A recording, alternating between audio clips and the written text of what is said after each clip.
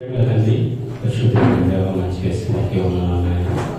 ఈ వారం అంతా రెక్కలేని మమ్మల్ని సురక్షితంగా కాపాడాలి. ఈ పరిశుద్ధాలు గారి పాలనలో మేమందరం పాల్గొని ఇంతవరకు పాటల ద్వారా మేము కనపరచుకున్నాయినా మేమందరం కలిసి నేను నాన్న గొప్ప చేయడానికి నేను ఆరాధించడానికి సిద్ధపడతా ఉన్నాను. ఈ లేఖనాల్లో మా అందరితో కూడా మాట్లాడు. ఇది నీవు నేను కనపరుచుకున్నాను. ప్రభావ నీ నామాన్ని మేము ఎలా ఎత్తి చూపాలో, నేను ఎలా పోవడాలో ఈ లేఖనాల్లో నువ్వు నేర్పించు. యేసునామములో వందనాలు చెల్లించి స్తుతించి ప్రార్థించున్నాం తండ్రి. మత్తయి సువార్త 2వ అధ్యాయం. మత్తయి సువార్త 2వ అధ్యాయం 10-11 వచనాలు చదువుదాం. వారు ఆ నక్షత్రమును చూసి అత్యానంద భరితులై ఇంటిలోనికి వచ్చి తల్లి అయిన మరియయు ఆ శిశువును చూచి సాగిలపడి ఆయన పూజించిరి. తమ పెట్టెలో విప్పి బంగారము సాంబ్రాణి బోళములు కానుకలుగా ఆయనకు సమర్పించింది. తూర్పు దేశపు జ్ఞానులు మరి నక్షత్రం ద్వారా యేసయ్య ఎక్కడైతే జన్మించారో ఆ స్థలానికి నడిపించబడ్డారు. యూదులు రాజు మరి హెరోదు రాజు అంటాడనమాట. హెరోదు రాజు దగ్గరికి వెళ్ళి అడిగారు వీళ్ళ జ్ఞానులు, యూదులు రాజుగా పుట్టినవాడు ఎక్కడ ఉన్నాడు? మేము ఆయన నక్షత్రాన్ని చూసి వచ్చామంటే హెరోదు కలవరంతో ఇంటిపెట్టమాట, నేనే రాజును కదా, నాకంటే వేరే రాజు పుట్టాడా? అయితే మీరు త్వరగా వెళ్ళండి, మీరు వెతికి ఆయన ఏ స్థలంలో ఉన్నాడో మాకు తెలియపరచండి అని చెప్పి హెరోదు వాళ్ళ జ్ఞానుల్ని పంపించారు. అక్కడి నుంచి హెరోదు దగ్గర నుంచి జ్ఞానులు వెళ్ళిన తర్వాత ఆ నక్షత్రం ఏం చేసిందంటే జ్ఞానుల్ని యేసయ్య ఎక్కడైతే జన్మించారో ఏ స్థలంలో ఉన్నారో అక్కడికి ఆ నక్షత్రం వాళ్ళని నడిపించిందన్నమాట. అప్పుడు 10వ వచనం మనం చూస్తే వారు ఆ నక్షత్రమును చూచి అత్యానంద భరితులై, చాలా జ్ఞానికి చెప్పలేని ఆనందం, చెప్పలేని సంతోషం. నిజమేనండి. ఈ లోకంలో మనకి ఏదైనా ఉద్యోగం వచ్చినప్పుడు కానీ, లేదైనా ఒక శుభకార్యం జరిగినప్పుడు కానీ, లేకపోతే నీ జీవితంలో పట్టలేని సంతోషం, లేకపోతే ఏదైనా ఒక కార్యం జరిగినప్పుడు కానీ ఎంత ఆనందిస్తామండి, ఎగిరి గంతేస్తాం కదండి. ఎలాగైనా చెప్పాలంటే ఎవరికి వ్యక్తిగతంగా వాళ్ళు ఆ భూమి మీద నిలబడడం అన్నమాట చాలా సంతోషపడతా ఉంటారు. నిజమే కదా. షాన్ బాబు పుట్టినప్పుడు ఆ నమ్రత డాక్టర్ గారి దగ్గరే ఉన్నమాట. పుట్టిన వెంటనే ఆ బాబుని డాక్టర్ గారు బయటకు తీయగానే మేము ఆ రూమ్ లో ఉంటే ఇలా వచ్చేసింది నమ్రత. వాళ్ళ అమ్మని నన్ను కౌలించేసుకుని బాబు పుట్టాడు అంటే చెప్తున్నాను, ఆనందం. నిజమే. మానవ స్వభావంలో మానవులుగా దేవుడిచ్చిన బహుమానాన్ని బట్టి చెప్పలేని ఆనందాన్ని మనం పంచుకుంటాం. మరి ఇక్కడ అత్యానంద భరితులయ్యారంట, చాలా సంతోషించారంట. నిజమే. మరి దూత చెప్తారు కదా, ఇదిగో ప్రజలందరికీ కలుగుపోవు మహా సంతోషకరమైన సువార్తమానం. హల్లెలూయా. ఇది ప్రజలందరికీ, ఒక్కరికి కాదు, ఒక ప్రాంతానికి కాదు, ఒక దేశానికి కాదు, లోకమంతటికి కలుగుపోవు మహా సంతోషకరమైన సువార్తమానం. హల్లెలూయా. మరి ఎంతమంది నవ్వుతూ ఉన్నారు, ఎంతమంది ఇంకా ముఖాలు మార్చుకుని, అంటే క్రిస్మస్ దినాల్లోనే మనం సంతోషించాలని అర్థం కాదు. యేసయ్య మన జీవితంలో ఉదయించినప్పుడు, యేసయ్య మన ఉదయంలో ఉన్నప్పుడు నిత్యము క్రిస్మస్. హల్లెలూయా. మనం ఎప్పుడు నవ్వుతూ ఉండాలి. ఎప్పుడు జ్ఞానులంట ఎగిరి గంతేసి అత్యానంద భరితులు అంటారు. ఆ మాటలో నేను వర్ణించలేను. అత్యానంద భరితులు అంటే దాని అర్థం ఏంటంటే గంతులు వేశారన్నమాట. యేసయ్య చూసి నక్షత్రము యేసయ్య దగ్గర నడిపించింది. యేసయ్య చూచి అత్యానంద భరితులయ్యి వాళ్ళు ఏం చేశారంట, సాగిలి పడ్డారంట, సాగిలి పడి పూజించారంట. హల్లెలూయా. కనుక మొట్టమొదటి వాళ్ళు సాగిలి పడిపోయారు, యేసయ్యను ఆరాధిస్తా ఉన్నారు. ఈ రోజు వాక్యం అదే, జ్ఞానుల ఆరాధన. జ్ఞానులు ఆ రోజు యేసయ్య పుట్టినప్పుడు ఆరాధించారు. ఈ రోజు నీవు నేను కూడా యేసయ్యను మనం అందరం కలిసి ఏం చేయాలంటే ఆరాధించాలి. ఓ పాస్టర్ గారు అన్నారంట, అమ్మా దేవుడు మన నోటి నిండా ఏముంచడం అంటే బొవ్వ ఉంచాడన్నట. ఏముంచాడన్నట? బొవ్వ అంటే తెలుసు కదా, మా ఊరు ఇప్పటికీ బొవ్వ అంటారు. అన్నం ఉంచాడు అన్నా. ఇంకొక ఆమె అడిగితే మన నోటి నిండా దేవుడు ఏమి ఉంచాడమ్మంటే నవ్వు ఉంచాడు, పళ్ళు ఉంచాడు అన్నట. పళ్ళు నిన్న నోటి నిండా పళ్ళు ఉంటాయి కొంతమందికి, బొవ్వ ఉంచాడు, పళ్ళు ఉంచాడు. దాంతో పాటు భక్తుడు అన్న మాట ఏంటంటే మన నోటి నిండా నవ్వు ఉండేను. మనం ఎప్పుడు నవ్వుతూ ఉండాలండి, ముఖాలు మార్చుకోకూడదు. యేసయ్య లోకమంతటికి వెలుగుగా వచ్చాడైనా, లోక రక్షకుడుగా ఉద్భవించాడైనా.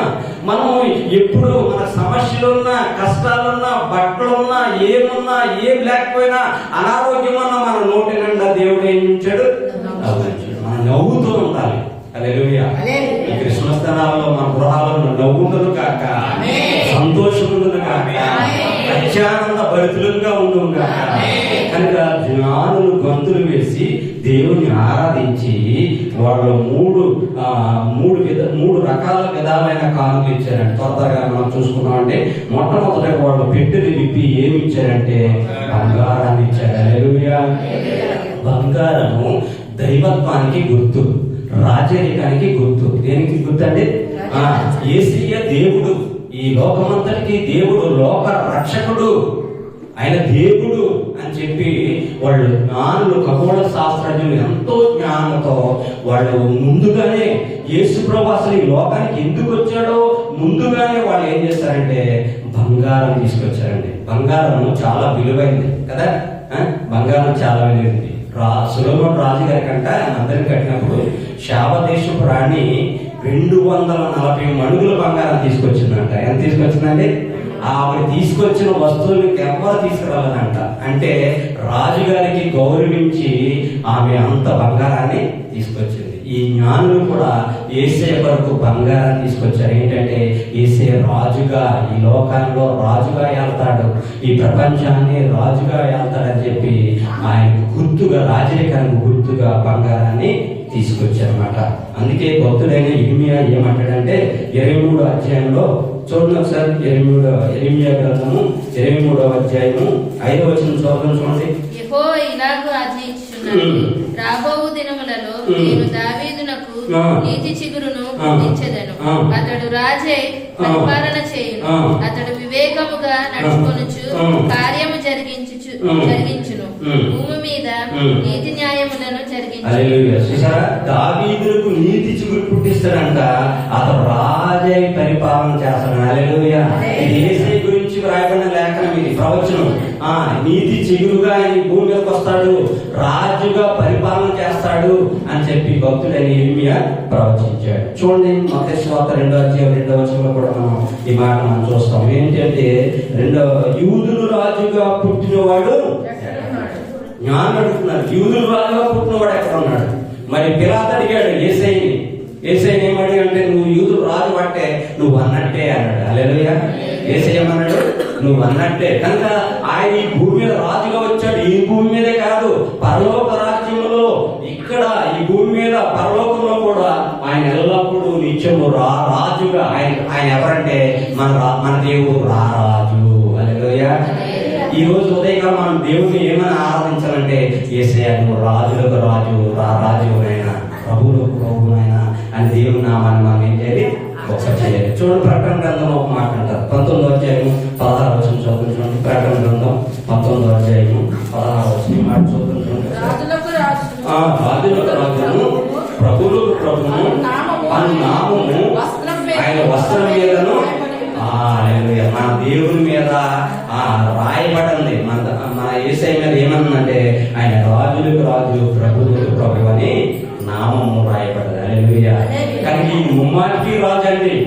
ఒకవేళ ఈ ప్రజలు ఒప్పుకున్నా ఒప్పుకోకపోయినా ఈయన రాజుగానే ఈ భూమి మీద యేసయ్య జన్మించాడు. కనుక దాని రాజరికానికి గుర్తుగా ఆ జ్ఞానులు ఏమని అర్పించారంటే బంగారాన్ని అర్పించారు.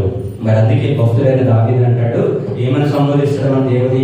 రాజవైన నా దేవా అని ఆరాధిస్తాడు. భక్తుడు ఏమని ఆరాధిస్తాడు? రాజవైన నా దేవా. 47వ కీర్తన 2వ వచనంలో కూడా ఒక మాట ఉంటుంది. చూడండి 47వ కీర్తన 2వ వచనం. యెహోవా మహోన్నతుడు, ఆయన సర్వభూమికి మహారాజై ఉన్నాడు. హల్లెలూయా. మన దేవుడు సర్వభూమికి మహారాజై ఉన్నాడు.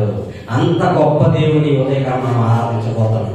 జ్ఞానులు ఆ రోజు ఆరాధించారు, మనం అందరం కలిసి ఈ రోజు మన దేవుని ఏమైనా ఆరాధించబోతున్నాం. రాజులకు రాజు, ప్రభువులకు ప్రభు, సర్వభూమికి మహారాజు. హల్లెలూయా. కనుక ఈ దేవుని యొక్క గొప్పతనాన్ని మనం ఎప్పుడు వర్ణించాలి. మహారాజు ప్రభువా, అంత గొప్ప నామాన్ని మనం దేవుని ఎత్తిపట్టి ఈ ఉదయకాలం మనం దేవుణ్ణి ఆరాధించాలి. రెండోదిగా జ్ఞానులు ఏమి అర్పించారంటే సాంబ్రాణి అర్పించారు. ఏమర్పించారు చెప్పండి?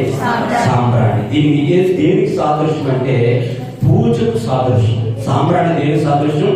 పూజకు, లేకపోతే ఇంకొక మాటలు చెప్పాలంటే ధూపానికి సాదృశ్యం. ధూపం, ఈ ధూపం అనేది పాత నిబంధన కాలంలో భక్తులు ధూపం వేశారు. మరి అక్కడ ఎట్లాంటి ధూపం వేశారంటే సాంబ్రాణితో కూడిన ధూపాన్ని వేశారు. అంటే ఈ ధూపము స్తుతికి సాదృశ్యం ఉంది, ఈ ధూపము ప్రార్థనకు సాదృశ్యం ఉంది, ఈ ధూపము ఆరాధనకు సాదృశ్యం ఉంది. హల్లెలూయా. ఒకటి రాజుగా గుర్తించి బంగారం ఇచ్చారు. రెండోది యేసయ్యను పూజారుడుగా, లేకపోతే ఈ భూమి మీద ఆయన ఒక్కడే పూజారుడు అనే ఆ నినాదంతో, లేకపోతే ఆ దృక్పథంతో రెండోది వాళ్ళు ఏం చేశారంటే సాంబ్రాణి యేసయ్యకు కానుకగా ఇచ్చారు. మరి అరేబియా ఆ దేశంలో అంట సాంబ్రాణి ఎక్కువగా ఉంటుందంట. ఇది ఒక చెట్టుకు తెలుసంటే చిన్నప్పుడు తుమ్మ చెట్టుని గమ్ము తీసేవారు, తెలుసు కదండి. చెట్టు నరికేసి వస్తే తెల్లారేసరికి గమ్ము ఒక ద్రవంగా వచ్చేది, దాన్ని ఎండబట్టి గమ్ముగా చేసేవారు. అలాగే ఈ చెట్టు నుండి సాంబ్రాణి తీసేవారు అన్నమాట. అలాగే బోడం కూడా చెట్టు నుండి వచ్చిందంట. కనుక ఈ సాంబ్రాణి పరిమళ వాసనకు సాదృశ్యం. హల్లెలూయా. యేసయ్య ఈ భూమి మీద రాజుగా మాత్రమే కాదు, పరిమళ వాసనగా దేవుడు ఆయనను ఈ లోకానికి సమర్పించాడండి. చూడండి, ఎఫెసీయుల పత్రిక 5వ అధ్యాయం 2వ వచనం. ఎఫెసీయులకు రాసిన పత్రిక 5వ అధ్యాయం 2వ వచనం. క్రీస్తు మిమ్మల్ని ప్రేమించి పరిమళ వాసనగా ఉండుటకు మన కొరకు తన్ను తాను దేవునికి అర్పణముగాను బలిగాను అప్పగించుకొనెను. అలాంటి దేవుడి లోకం కొరకు, నీ కోసం నా కోసం ఆయన పరిమళ వాసనగా ఉండుటకు దేవుడు ఏం చేస్తాడు? తను తాను అప్పగించుకున్నాడు. మోషేతో దేవుడు అంటాడు, ఏమంటాడంటే మోషే నీవు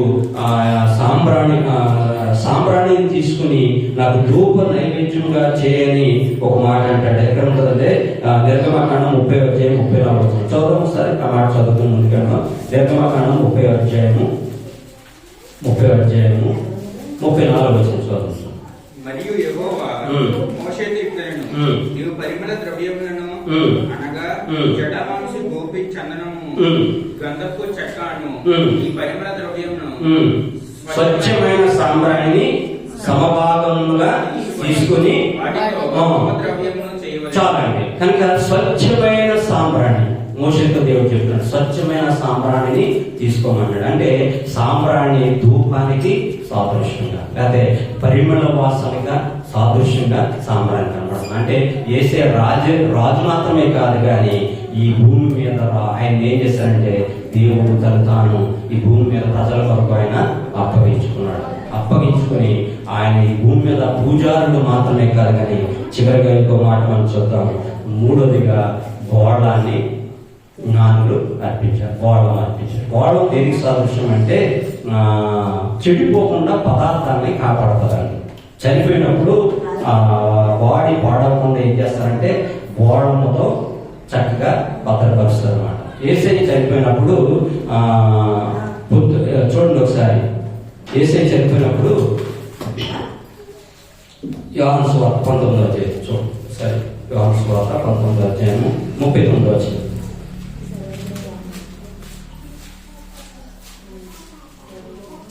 మొదట రాత్రి వేళ ఆయన యొద్దకు వచ్చిన నికోదేమీయుడు కూడా బోళముతో కలిపిన అగరు 150 సేర్ల ఎత్తు తెచ్చింది. చూసారా, నికోదేము ఏం చేశాడంటే యేసయ్య బాడీకి బోళముతో కలిపిన అగరు రమారమి 150 సేర్లు తెచ్చాడు. అంటే యేసయ్య శవాన్ని భద్రపరచడానికి 150 సేర్ల బోడాన్ని తెచ్చారు. అంటే దీని అర్థం ఏంటంటే, ఈ బోడం యొక్క అర్థం ఏంటంటే యేసయ్య యొక్క మరణ పునరుద్ధానికి సాదృశ్యం ఉంది. ఒకటి ఆయన రాజు, రెండోది ఆయన భూమి మీద పూజారుడుగా లేకపోతే ఆరాధికుడిగా ఆరాధింపవలసిన దేవుడుగా ఆయన ఉన్నాడు. లేకపోతే ప్రజల కోసం పరిమళ వాసనగా అప్పగించేసుకున్నాడు. ఆయన మంచి జీవితాన్ని, పరిశుద్ధమైన జీవితాన్ని ఈ భూమి మీద జీవించాడు. అంత మాత్రమే కాదు, ప్రజల కోసం మరణించి తిరిగి సజీవుగా లేచాడు. బోడం దేని సదృశ్యం అంటే యేసయ్య యొక్క మరణ పునరుద్ధానానికి సాధ్యం. అంటే జ్ఞానులు యేసయ్య రాకముందే లేకపోతే ఈ భూమి మీద జన్మించకముందే దేవుడు వారికి జ్ఞానం ఇచ్చి యేసయ్య ఈ భూమి మీద ఏమవుతాడో చక్కని కానుకల్ని వాళ్ళు తీసుకొచ్చారు. కనుక దేవుడి పిల్లలారా, మరి ఉదయకాలం జ్ఞానులు అంతగా అత్యానంద భరితులై యేసయ్యను ఆరాధించారు, సాగిపడ్డారంట, పూజించారంట. అయ్యా, నీకు నా కోసం ఈ భూమి మీదకి మనం ఎన్నిక లేని నీ కోసం నా కోసం ధనవంతుడైన దేవుడు, లేకపోతే ఉన్నత స్థలాల్లో జీవించే దేవుడు ఆయన తగ్గించుకుని నీ దగ్గరికి వస్తే ఇప్పుడు నీవు నేనేం చేయాలి? తగ్గించుకోవద్దా? సాగిపడద్దా? పూజించొద్దా? ఆరాధించొద్దా? అత్యానంద భరితులుగా మహా సంతోషంతో దేవుడు గొప్ప చేయద్దా? పడవద్దా? ఏదో నీకు చాలా యేసయ్య పుట్టాడు అంటే నేను ఆరాధన చేయట్లేదు. అంటే మన ప్రజల్లో ఏదో పోగొట్టుకున్నట్టుగా ఆరాధన చేయడం. సంతోషించు. నాగులు గంతులు వేసి ఆరాధించారు, ప్రజలందరూ కేకలు వేశారు, యేసయ్య గొప్పతనాన్ని గురించి గంతులు వేశారు. ఈ రోజు దేవుని ఆరాధించడానికి వచ్చాను. నీవు నేను కూడా మనం మహారాజు అయిన ఆ ప్రభువుని మనం గనపరచాలి, ఆ పూజారుని మనం ఆరాధించాలి, ఆ మరణ పునరుద్ధానుడైన దేవుని గొప్ప చేయడం. కనుక అలాంటి హృదయం సంతోషంతో నిండిన హృదయంతో ఈ ఉదయకాల దేవుని ఆరాధించాలి. దేవుని మాట తెలియజేస్తున్నాడు.